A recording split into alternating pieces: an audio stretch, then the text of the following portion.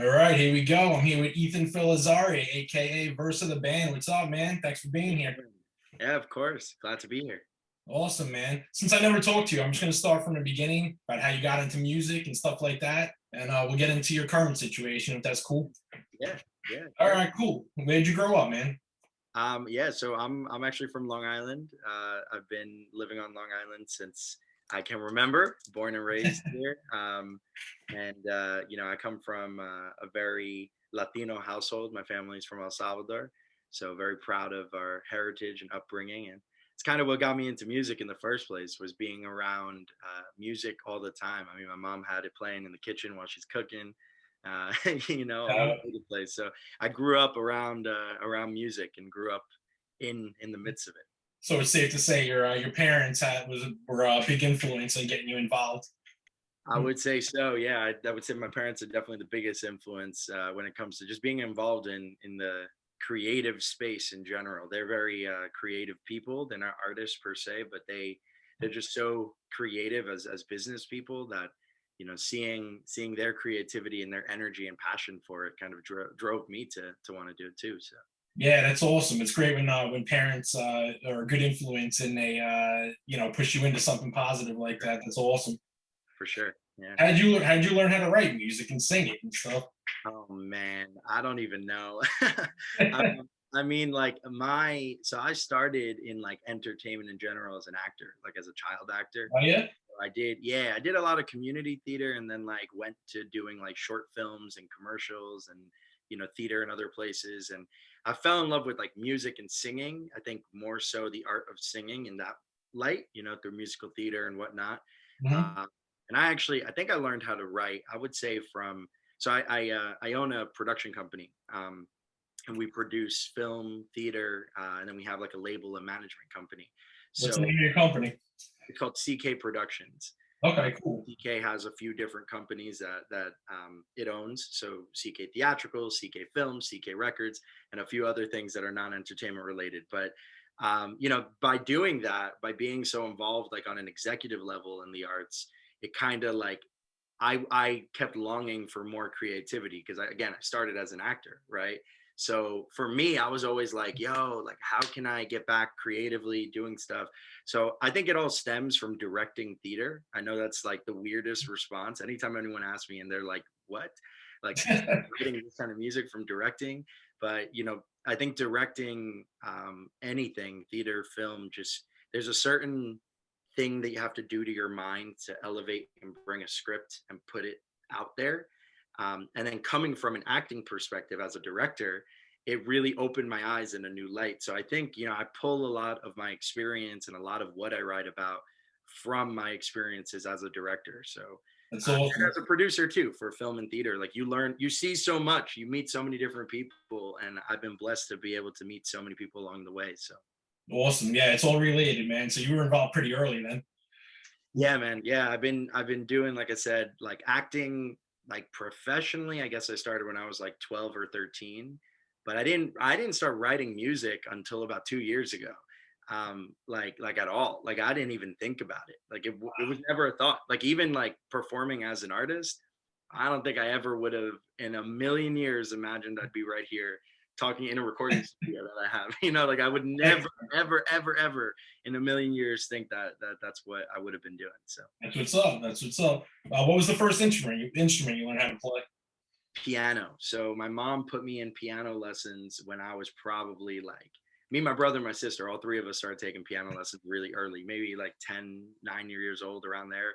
And I loved it. I always thought it was fun, but I didn't really know if I'd want to stick with it. And I ended up being the only one out of my siblings to keep doing it all through high school. And like, I never stopped. I did like all the NISMA and like state things that you can do with Yeah. piano. And I always loved it. I mean, I even when I started performing and songwriting, everything came from the piano. So I didn't really want to stem out anywhere else. I play guitar, I play a few other instruments, but piano was the thing where it's like my safety blanket. Still to this day, I can sit down and like, okay, cool. That's awesome. Yeah, a lot of people do start with the piano and then gravitate into other things like the guitar and whatnot, drums or whatever. But Yeah. yeah, it's awesome, man. You said your family's not really like they're not really in the They're not musical, you would say, right? I guess. No, no. I mean, my sister, she's one of those people who like, those people who are just amazing singers, and you're like, why? Like, how? Like she doesn't have training. She's never really done it much. She's done musicals when she was younger, like in high school and stuff like that. But Yeah. singing, she never was trained. And my sister has the most beautiful voice, but she would never sing in front of anybody. No, no future collaborations in the No, work. no, definitely not. But like aside from that, like my dad has a good voice. It's very surprising. But I had asked them recently, actually, because that question came up. I was like, there has to have been someone like a grandparent or like a great grandparent that played instruments. No one played. Like I have like one uncle that's like twice removed that maybe played piano, but no one had ever really been like musical, I guess. So it's very Uh, interesting. Yeah. yeah, yeah, that's cool, man. So who are some of your influences musically? I take a lot of influences from so many different genres. I think that's part of what Verse of the Band kind of is. It's this big collection of genres. So Cool. I personally like I'm a massive Bon Iver fan. I love Jacob Collier. I love Sam Cooke. Um, Nice. yeah, I'm a massive Sam Cooke fan. Like, ooh, and Fantastic. I love jazz music too, which everyone's always so surprised, especially because the type of music I make. But like Chet Baker is probably in my top 5 favorite artists of all time. Uh, Awesome. yeah, I pull from so many different people, and like when it comes to like hip hop, 'cause I'm such a hip hop fan. Like I am obsessed with like Jay Z, even Kanye's early work, and Kid Cudi, and so many great artists. So I Nice. pull from a lot. Yeah, that's awesome. I mean, if you notice, a lot of those guys like Jay Z and Kanye and all of those, they like every genre of music. They're not just into hip hop. They listen to everything. Anything that could influence them or inspire them. So that's awesome. Uh, what's behind the name Verse of the band? How'd you come up with that? So it's funny. So my best friend for life, his name is Joe Aquaviva. Shout out Joe. Oh, Joe. Him and I wanted to start playing music together, just for fun. We said we'll make like a cover band. We went through so many different names. We were like, let's do this, let's do this. And one day I was driving on the Long Island Expressway going into Manhattan, and in front of me is a Nissan Versa, like the car. Hmm. Saw the name and I was like, Joe. I call him and I'm like, what about vice versa? And he told me, nah, that's a little long. I don't know if I love it. But then I couldn't get it out of my head. So we compromised and I said Versa would be really cool. And eventually, like people didn't really know what to call me. They kept calling me Versa. And I was like, no, that's not like I'm Ethan. Like Versa's like my thing. So I changed it just from Versa to Versa the band. And it's odd because we're not a band. It really is a solo project. It's really just me, but it's kind of like, I guess, a Bon Iver or Rex Orange County, Tame Impala type situation where there's one person, but there's like more people who kind of make it come to life. So Yeah, I was gonna ask you that too. So, like, when you perform live, do you use the same musicians every time, or? no, I mean, not usually. I would love to, but I love to collaborate with so many different people, producers, guitar players, piano players. So what I do is when I'm performing live, I really try to think of what I'm trying to capture in that specific live performance. Right. And then that's where I kind of figure out, okay, what do I need? Do I want drums here? Do I want just a producer on stage who can literally make these beats live? I always have one person with me at all times. His name is Ryan Brown. He's our guitar player. He records almost all of the guitar parts that you ever will hear in any of our music, especially our upcoming music. Yeah, he always plays live with me. He's literally played every single live gig with me. So Awesome. So he's like your go-to guy there. It's go awesome. to my right hand man, bro. Like I have him. Oh, he's always on the right side of me. He's always playing guitar. He's fantastic, man. He's a Nice. genius. I noticed in a lot of your clips, and even in your live performance there at Arlene's the other day. I mean, you play guitar too. Have you ever just done a just you on the stage solo acoustic So guitar? I have done that before. I got hired to play a benefit concert about a year and a half ago. I want to say, but it was definitely pre-COVID. But that was the only time I had done it under Verse of the band. Like grabbed an acoustic guitar and just sort of played. It was a much smaller event. It wasn't anything huge where I would need anything like an accompanist or anybody around me. So I just played it on an acoustic guitar. But I love playing with people. I think there's nothing like performing with a group of people. You know what I mean? Like, and it's just, there's something about everyone's energy that you just take off.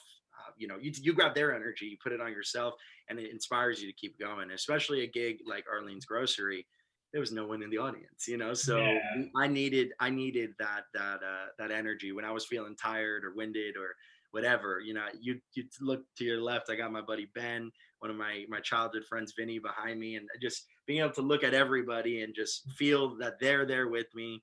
You know, let's kill it. Let's have fun. Let's have a lot of fun. definitely. It always makes it better to have a band, and even you know, I love hip hop as well, and one of my favorite groups is Wu Tang, Of course, right? yeah, of course. Definitely. So and you know, they a lot of the times play with a live band now. Like sometimes they bring their roots with them and play. Yeah, yeah, it's so Phenomenal. dope too. There's a different sound. Like a lot of our music is very electronic based in the sense where we create it electronically, but bringing it live, there's a different feel to it. You know, like playing a track and just like hitting play and then going for it. It's cool. There's nothing wrong with it, but You know, there's just something about recreating an electronic sound live that is absolutely. unmatched. It's so cool. Oh, definitely, definitely. It's definitely more energy, Yeah, absolutely, and it showcases everyone's talent as well. You know, it's not just sitting there with the you know, with the instrumental and rapping over it, which is cool too. I've seen shows like that have been good, awesome. good. But with a live band, yeah, it definitely brings it to life. You know. Totally, totally. Cool, man. What's your creative process like? Can you describe that a little? Yeah. So, I mean, when I start writing a song, it usually has to come from a place of something very real to me, or something real to someone that I love very much. I don't really write stuff about other people. And if I do, it has to just be the complete right song. But I like to think of myself as someone who is um, both like a leader and also a watcher. And I think there's moments for both, right? So creatively, I like to be a watcher, and I like to just literally see things and try to open up my mind and be introspective and think, all right, if I'm singing about a relationship or a past relationship, you know, I have a song called Oxy where a lot of people thought it was about the drug. And it wasn't. It was about this a really toxic relationship, like the drug being so toxic, right? And the lyrics, you know, are very hard to understand if you don't go and like sit with it for a sec. And you know, that process was super simple for me because what I did was, instead of thinking, okay, how can I write about a relationship? I feel bad, we weren't right for each other. How can I look at it at myself and go, what did I do? You know, and like kind of look inside of myself. So, you know, for me, it's all about lyrics and how I can, even if it's a line. Like I have a song that we're working on right now where there's only 5 words that are said throughout the entire song, but it's said in so many ways, and the way it's said and how it's sung and the emotion behind those little lyrics. You know, what can I do? How can I get you feeling what I'm trying to say with just these 5 words? So I like to come at it, I guess, from a point of emotion, and how can I make the person feel what I'm feeling too. That's So interesting. Nice, yeah. nice. So where else do you pull your inspiration from? Just like you said, just from everywhere, right? Watching TV, things that are going on in the news, obviously. Yeah, I love pulling inspiration from sounds. Like I'm one of those people who, like, if I hear like my phone being put down on the table and I'm like, ooh, with that pitch, that's very interesting. So I'll grab a mic and I'll quickly record it, you know. And people make fun of me all the time, especially producers that I work with. I'll record something on my voice memos on my phone that'll be like a train passing by, or I one day, my buddy Vinny actually did this. There was a mop. He had one of those electronic mop things, and it started making this weird noise. It was going like, he recorded it, and then we quantized it, put it into a program. We made a whole song with that being the percussion. It's a Oh, mop, wow. you know. So like my song Wrapped, everyone was trying to figure out for a minute there when I released it, especially my friends. They were like, what is this sound in the beginning? And I was like, just try to think about it. And one person got it right. It's actually a washer dryer, and it's so I love like the earth and the world and like the sounds that just naturally come out of us living. So, you know, I pull a lot, honestly, a lot of inspiration from like what I hear. And then from there, like the sound of a washer and dryer going boom, boom, boom, boom, boom, boom, boom, that there's a certain drive that has. And then that, the way it hits is hitting you in a specific way. So my lyrics, I can easily mirror and go, okay, great. How can I hit you right here? So, yeah, I guess that's like a little bit of my creative process. Cool, man. That's a little reminiscent of Pink Floyd. I don't know if I'm sure you like Totally, that, right? totally. I love Pink Floyd. Yeah. The beginning of time with the clock, or Yep. Money with the cash machine. I mean, those were all real sounds. Those were not, there wasn't even computers really when they were making those things. Yeah. So all those sounds are authentic, Exactly. It sounds a lot like what you're doing there. So that's really cool, man. Definitely. Thank you. Thank you. What was the name? What was your first single? So the first single we ever dropped was called Oxy. It was back in July 2019. Yeah, that was the very first one we dropped. Awesome. And you have an EP out, right? This all remixes, or? Kind of, yeah. So we've released a bunch of singles over the years, just to kind of, I think the way I like wording it is like priming our audience, right? Because I don't think anybody is really, I didn't feel like the, being an independent artist, people are going to quickly receive the verse of the band sound, because they're not going to, I don't know that everyone is going to be willing to listen to so many sounds, right? So what I tried doing was making a bunch of singles with a bunch of friends that all sounded so different from each other. And then, we had a song called Just Friends that dropped March of 2020, and people just loved it. Like, it ended up doing really well very quickly. Like, just a circle of friends and family that were listening at the time just really thought it was fun. And I had been working on different variations of the song. So what I did was I called like a bunch of my friends from all over the world, being that, CK has really, really great connections with different producers from different parts of the world. And I got all of them to make a bunch of remixes for Just Friends. Oh, wow, they all sound so different. They all sound super unique. There's like a more of like a neo soul remix. There's a hip hop remix. There's a Latin remix from these great artists in Colombia. There's a house remix. There's an acoustic version. So like, there's so many different versions of that same exact song. So we released it as an EP. I guess technically, yeah, in a way that it was like our debut project, but our real project, and you're the first person that I'm telling this to right now. Exclusive. Here you go. I got to give you a little bit of exclusive. Our first full-length project comes out in June. On June 11th, I can actually say that now too. We have a great team of people working on this project. Not just myself, but my amazing publicist. Shout out to Gramophone, they're great. And our distributor, we work with a great company called Adricel Records. They're helping us out as well. And then obviously my team at CK Records. So, all together, they've sort of helped me come up with a really, really dope plan and idea for releasing this first project. But yeah, June 11th will be the first thing. So. Oh, that's awesome. What's the name of the album? The album is called Free Thinker. I can also say that, Free Thinker.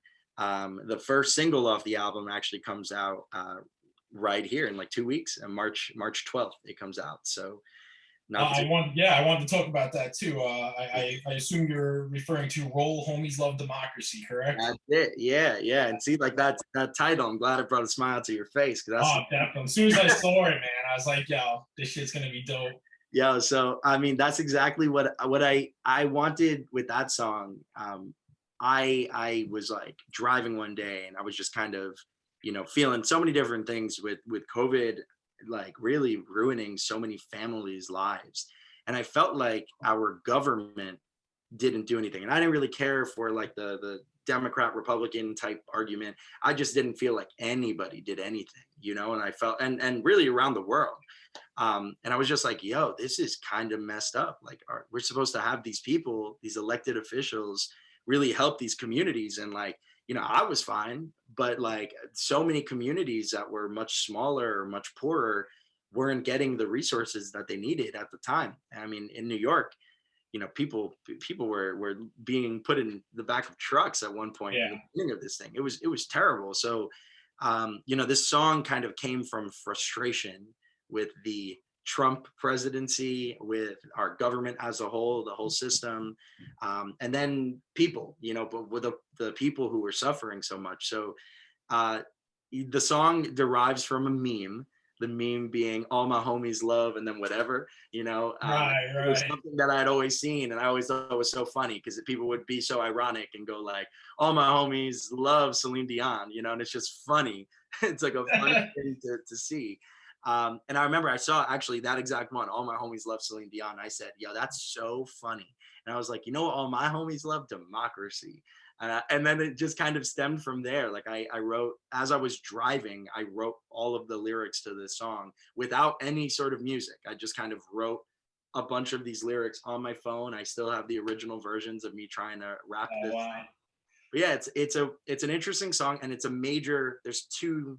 I kind of call them like two chapters to the song, like or sometimes I'll refer to it as like acts. So like Act One is this like hip hop, like fast talking thing that's anti-government, I guess. And then the second, not really anti-government, it's more so anti our current state, right? And then the second half of the song is like a cry for help from the people who've really suffered. Um, so Well, yeah, I heard the song already, and I think it's dope. And thank you. I think it could definitely be like a new anthem, man, of this generation or something, because no one's really written a song about really what's going on the way you have like that, you know? Yeah, It's crazy. And people are definitely frustrated. It's crazy to see all the things that are going on with yeah, this man. COVID and everything. It's got to be hard for you too, being an artist and not being able to get out there and you know do shows in front of people and not be able to promote as much as you want. I'm sure. That's it. You know, That's but it. yeah, Yeah. but the song is definitely dope. I can't wait for it to come out and people to hear it, man. We're definitely gonna promote it for you. Uh, Appreciate yeah, it's awesome. The video is great. Who shot the it. video? So we did. We shot it all in house with CK. CK Film Cool. shot it all. Shout out to all my crew there. We had some really great artists like collaborate on the project. So we had a great director by the name of Don Smith. He's also an artist. I actually am his manager. So it's pretty. I just was like, hey, Nice. manager, you got to direct a music video for me. And he's just such a great. He has such a great eye, and him collaborating with my one of my favorite collaborators, Carlos Diaz, behind the camera. Them two made just something so special.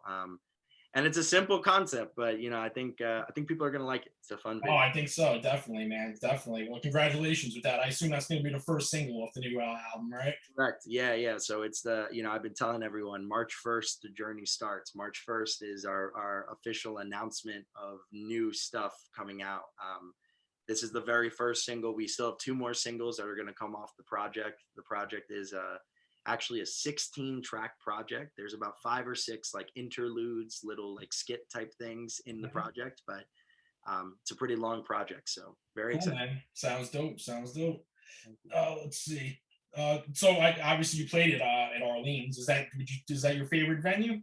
100% my favorite venue. I mean, I've been so lucky to have a lot of the artists that I represent or that we represent as a company go and perform at some great places. But Orleans has just always felt like home. I think mainly because, I've seen so many showcases there. You know, I feel like if you're from New York, especially if you work any sort of executive position in music, you've been to Orleans for a showcase. Yes, for You've sure. seen something. I had just gone there so many times, and literally right before the pandemic, February 24th last year, we got an opportunity to perform. It was the first time I was going to perform there, so I was so pumped. I was ecstatic about it. The show went so great. It was just like one of those moments where like you get lucky at a bar or a venue, and like there just happens to be a bunch of random people come in at the exact time you're about to perform. So it was like there was almost 100 people in that very Wow. small space. Wow. It was great. I mean, that feeling was just amazing. And Oh, it must have felt awesome. yeah, and then it's a small venue, but the quality of everything they have there, from their sound system to lighting, is just it's unmatched. It's really, in my opinion, one of the best smaller venues, best independent venue in New York City. It's my Oh, favorite. I agree. Yeah, it's very intimate. So it's You're right. You feel like you're on stage with them. You know. So yeah, no, I yeah. like the venue. It's great. So it's really a shame. I hope it stays open. You know. Me too. Me too. This concert we did for them was a benefit, and we were so honored that they asked us. We were the first ones. We kind of started their whole benefit concert series. They're inviting a bunch of artists from the area or just people who have played at Arlene's before to come and perform. So, I urge anybody out there who hears anything I say, I always tell them like, hey, you got to support independent music for what it is, because there are venues like Arlene's and so many others that just aren't going to be able to survive by the time that we actually fully open these places. I know. But yeah, I mean, we're still trying to help them in any way we can. We actually have a Live at Arlene's Grocery album. So a lot of the songs that we released, we actually put on a little compilation album and put it out on Bandcamp. It's only available on Bandcamp to purchase. And 50% of all of those proceeds actually are going to go directly to Arlene's Grocery. And anything we currently have on our Bandcamp store, that goes along with it, 50% of all those proceeds, and all the way up until the end of this year. So we're really hoping people go and shop on our Bandcamp store and check that out. Hopefully they will, man. I'll definitely check that out. I saw your performance and it was awesome. It was definitely a really a performance. Yeah, absolutely. Thank you. What's your favorite song you like to perform live? Oh, my favorite song performing live. I love performing our song Wrapped. Wrapped is like one of my favorite songs to perform. I think because of it's one of my newer songs, but I think it's more so the story behind it. We made it in myself, my friend Vinny, and then Robert Everly, who's a great artist as well. Us three were sitting in a studio separately. Actually, we were all in our own studios. We were video chatting, and I had made a little something. And I was like, hey, I want to release this song today. And everyone thought it was crazy. Like, what do you mean? I was like, I just made it. I think it'd be really cool if we like set a limit, like finish this by 6 hours. So in hour 1, I made the song. Hour 2, I recorded the song. Hour 3, Vinny and Rob had it. They were, giving me notes, thinking, okay, let's put this up. Let's do this. Hour 4, I finished it, sent it to Vinny. He mixed and mastered it in about an hour, came back to me. I tweaked it a little bit more, and then it was out. Wow. Yeah, and it took us 6 hours, but we did it, and we put it out the same day, not even looking back, no pitch correcting, no sitting with it too long to see if it was good or not. And I don't know how, because I didn't put any money towards it. I didn't try to push it. I was just like, yeah, I'm just gonna release it, just something for the friends and fam and any random followers who follow us. Maybe they'll like it. It somehow got to like 11,000 streams on Spotify within like a month without any push. So every time I perform it, I like remember that, and it's always so special to me because like people gravitate towards that song a lot, especially recently. And it's just so cool. I think like the story behind it makes it such a special moment. But yeah, that's such a fun song to play live. I love that. Awesome. Yeah, sometimes man, a song just comes together and you just know it's right without having to change it or go too deep in or change anything and go back and revisit it. I'm sure there are songs you do that with and go back 100 times and change things. Yeah, definitely. But sometimes they just click, man. Some of the best songs are the ones that just come out naturally and just happen like that. Yeah. So, yeah, that's awesome. Who, if you could collaborate with anyone, who would you like to collaborate with? Without a doubt, 100% Jacob Collier. I am a massive Jacob Collier fan. I think his work is just insane. I would love to just watch him. I don't even need to be on the song. I just want to look at him do his thing because he is insane. Him, and then I am a really, really, really big fan of Kid Cudi. I would love to work with Kid Cudi one day too. So, nice, yeah, both talented people, man, definitely. Yeah. What do you like most about being a musician, would you say? Oof. Here's the thing. It's weird. I don't know that I like the fact. The creative process is so interesting to me, but the idea of being a musician always is odd to me. Like I don't know. Like I always feel like it's fun to create and then it's fun to get stuff out, but like I don't really have like this need for validation, which I feel like a lot of us do have. And every now and then, I make something really good. I'm like, I hope you like it. Like I want all of you to love it. Yeah. But for me, I think what is like my favorite part has to just be creating, just getting a chance to work with people. And just like talk about the human experience, just make something related to whatever we're going through. I think that's definitely my favorite part. Awesome, awesome. Do you ever get like anxiety, performance anxiety, or anything like that over this? Nah, man. I used to for sure get performance anxiety when I first started performing on stage ever when I was a kid. But the only time I ever had that was when I first performed my music that was original. That was nerve wracking because I was like, yo, what if they hate it? That was like, that was a thing for me that I just like, I to this day would like that one day, that one performance, I was like, yo, I don't know that they're gonna actually like this music. But then when I was on stage, I don't know, it felt fine. And now, I'm just excited to perform. And I think especially during COVID, that's really the majority of our time being a music project in the public has been spent during COVID. Yeah. So for me, I'm just itching to get back on stage. Like that's all. I don't think I'm nervous. I'm more so just ready, willing, and able to get on stage with my guys and just make something happen. So Yeah, definitely, man. Well, we can't wait to hear you get on stage and start working again. There's all these other artists that are suffering right now. It sucks, man. We can't wait for this shit to be over. Hopefully now with the vaccine coming out, and we can get back to normal sooner than hopefully, later. I hope. hopefully, man. Hopefully. So one more time, you want to just name, just talk about, not talk about, but let's just plug your upcoming album and single, Yeah, man. and Yeah. just tell people where they can find that. Yeah. So Roll Homies Love Democracy is going to be available on all stores, all platforms. March 12th. We're super excited about that. The music video is also coming out on March 12th on our YouTube channel. And we have an album coming out in June, Free Thinker, coming out very soon. Very excited. And our socials is Versa the Band, at Versa the Band, on all platforms. Same thing with the streaming platforms too. Awesome. And we're going to put links up on it's nysmusic.com for anyone watching this. We'll link to all these things, and you can find Versa on there, and get access to all his albums and upcoming projects and singles and videos and all that stuff. I got one more question. What is one message you would like to give your fans? Oh man, to everybody out there who listens to our music, the only message I'll say is, hang on tight, because this journey, this ride that we're about to go on right now with this new music, is going to be insane. That's all I can say. Is just get ready, because this is about to be very, very, very cool, and I'm very excited for everyone to hear it. So Awesome, man. Well, we can't wait. And again, I appreciate you for doing this. It's awesome. I enjoy talking to you, bro. thank you, man. I appreciate you. All right, man. Good luck. Stay safe. Thank you, man. All right, man. Have a good day. You as well, man. All right, later.